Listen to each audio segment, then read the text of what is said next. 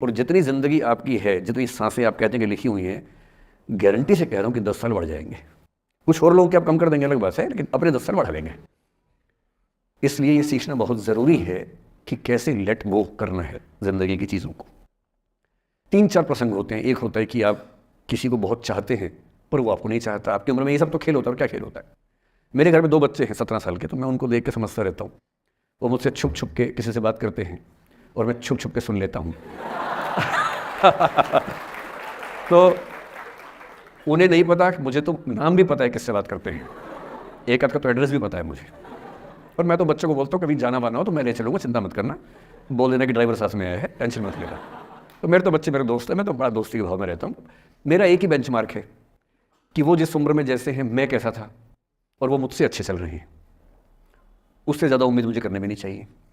मैंने जो कुकृत्य 8वीं क्लास में किए थे उन्होंने 11वीं क्लास में किए, तो बहुत है। मैं ये क्यों मान के चलूँ कि वो देवी देवता पैदा होंगे? मेरे ही तो बच्चे हैं भाई। जीन तो मेरे ही है, तो कैसे देवी देवता हो जाएंगे? तो ज़्यादा उम्मीदें क्यों पालनी है बच्चों से भी? मैं क्यों चाहूँ कि मेरा बच्चा IAS जॉब करे? क्यों करे? वो IAS भी क्यों करे? उसका मन करेगा तो करेगा, नहीं करेगा तो भाड़ में जाए। अगर वो कहेगा कि मुझे स्टार्टअप करना है, स्टार्टअप कर लो भाई। अगर वो कहेगा मुझे कुछ और नौकरी करनी है प्राइवेट सेक्टर में, तो वो कर लो। मैं क्यों ठेकेदार बनूँ उसका भाई? मैं क्यों ये चाहूँ कि वो मेरे रास्ते पर चले, मुझसे बेहतर बने? ये सब बेकार की बातें हैं। और पेरेंट्स, आज तो बच्चों से बात कर रहा हूँ, जैसे मैं पेरेंट्स से बात करता हूँ उनकी बहुत क्लास लगाता हूँ कि पेरेंट होना और बच्चे का दुश्मन होना कई बार बराबर हो जाता है। और यदि आप नहीं चाहते कि आप बच्चों के दुश्मन बने, बहुत सारे लोग मन ही मन में पेरेंट्स से नफरत करते हैं, माँ बाप से नफरत करते हैं, क्योंकि माँ बाप ने पेरेंटहुड का धर्म ठीक से निभाया नहीं। उन्होंने इतनी इच्छाएं थोपी, इतने दबाव बनाए कि बच्चों को ज़िंदगी के कई फैसले इस दबाव में करने पड़े कि मेरे पेरेंट्स ये चाहते हैं, वो बन ही नहीं पाए जो वो थे। और दुनिया में सबसे बुरी स्थिति है वो न हो पाना जो आप हैं। अपनी सहजता से दूर होना, इससे बड़ी बुरी कोई स्थिति नहीं है। साहित्य में इसको खूब लिखा गया है।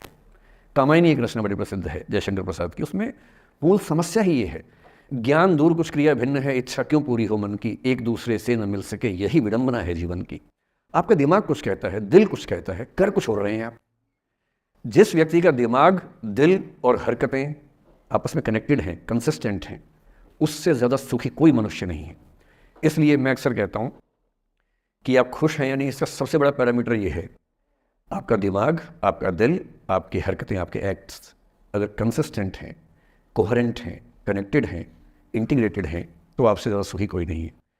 और यदि आप पूरी ज़िंदगी केवल निभाने में खर्च कर देते हैं तो ठीक है, दुनिया की निगाह में आप सफल होंगे, पर किस दिन खबर आ सकती है कि अच्छे आदमी थे, नहीं झेल पाए, अंत में दिल का दौरा पड़ जाता है, BP हो जाता है, डायबिटीज़ हो जाता है।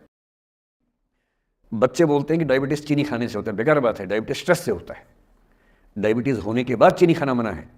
चीनी खाने से आज से किसी को डायबिटीज़ नहीं हुआ है। डायबिटीज़ केवल तनाव से होता है। तनाव पहले ही दुनिया में इतने सारे हैं, नौकरी के तनाव, कितने झंझट दुनिया में हैं, उसके ऊपर से अपने स्वभाव से दूर होने का तनाव, कितना बड़ा तनाव है। क्यों पालना चाहिए?